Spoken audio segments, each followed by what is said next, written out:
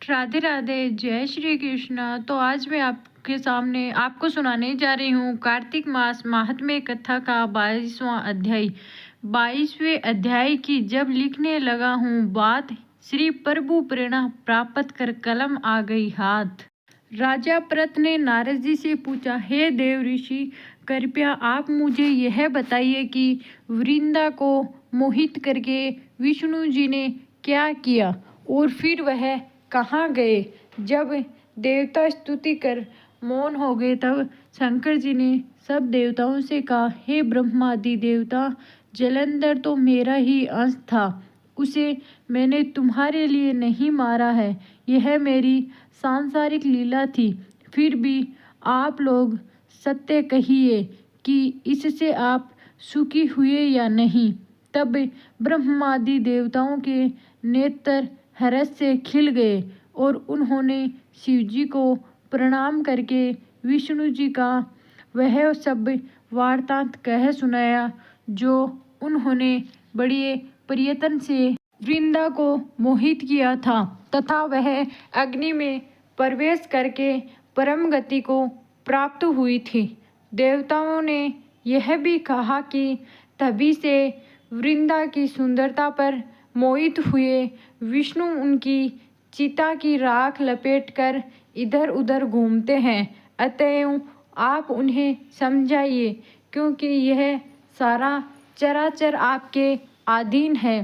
देवताओं से यह सारा वार्तांत सुनकर शंकर जी ने उन्हें अपनी माया समझाई और कहा कि उसी से मोहित विष्णु भी काम के वश में हो गए हैं, परंतु महादेवी उमा त्रिदेवों की जननी सबसे परे वह मूल प्रकृति परम मनोहर और वही गिरिजा भी कहलाती है।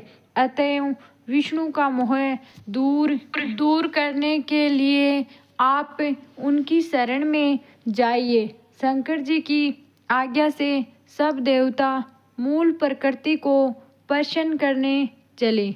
उनके स्थान पर पहुंचकर उनकी बड़ी स्तुति की। तब यह आकाशवाणी हुई कि हे देवताओं, मैं ही 3 प्रकार से तीनों गुणों से पृथक होकर स्थिति, सत्य गुणों से गौरा, राजगुणों से लक्ष्मी और तामोगुण से ज्योति रूप हूँ। अतएव आप लोग मेरी रक्षा के लिए उन देवियों के पास जाओ तो वे तुम्हारे मनोरथ को पूर्ण कर देगी।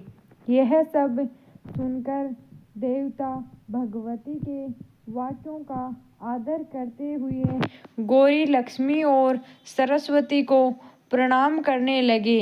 तब देवताओं ने भक्ति पूर्वक उन सब देवियों की प्रार्थना की। उस स्तुति से तीनों देवियां प्रकट हो गई। सभी देवताओं ने खुश होकर निवेदन किया। तब उन देवियों ने कुछ बीज देकर कहा, इसे ले जाकर बो दो तो तुम्हारे सब कार्य सिद्ध हो जाएंगे। ब्रह्मादिक देवता उन बीजों को लेकर विष्णु जी के पास गए, वृंदा की चिता भूमि में डाल दिया।